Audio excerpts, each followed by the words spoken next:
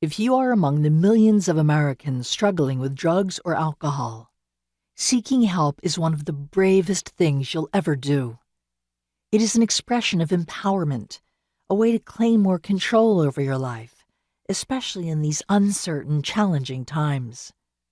But what is the best path to sobriety? While some experts might insist they know the answer, there is no right answer. In other words, one size does not fit all. Some people who follow a rigid model end up relapsing. Some who try on their own do just fine.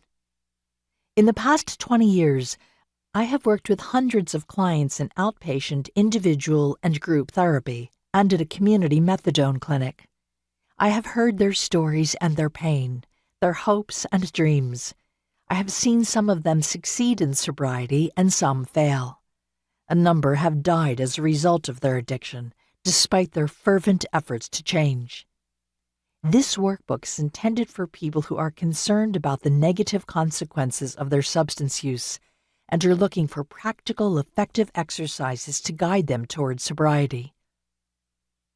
The term sobriety here, in its simplest definition, refers to physical abstinence from mind-altering substances that lead to negative consequences. But living a sober life involves much more than abstinence, as you will learn. Please note that in this book, sobriety does not refer to the cessation of medications to treat chemical dependency that are prescribed by a doctor, nor does it refer to stopping medications properly prescribed to treat co-occurring psychiatric conditions.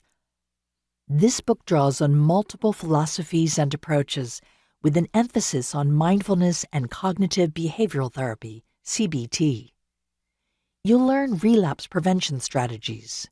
You'll practice how to be more compassionate with yourself, how to better manage your thoughts and feelings, how to set limits and deal with difficult situations and people, and how to chart a course for a happier, healthier life, the life you really want.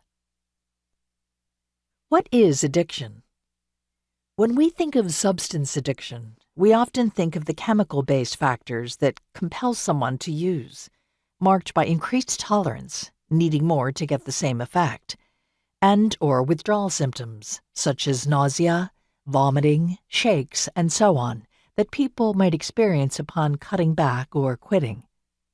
In those cases, inpatient detox is considered the treatment of choice. But not everyone with problem substance use shows such signs of physical addiction. People who are not chemically dependent can also struggle with cravings, mental obsessions, or other compulsive behaviors that can lead to relapse. Research shows that the brain can, over time, hijack one's sense of control, perhaps because of damage to certain brain receptors.